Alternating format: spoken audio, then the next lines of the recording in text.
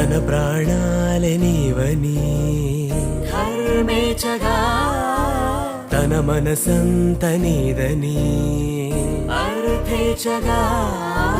తన వలపంత నీకని కామేచగా అవధులు లేని ప్రేమకై మోక్షేచగా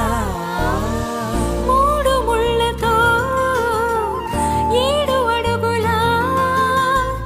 అగ్ని సాక్షిగా ఇద్దరు ఒకటిగా మారగా మరుపేలేని సంతకం వెళ్ళి పుస్తకం మరు జన్మకి తొలి స్వాగతం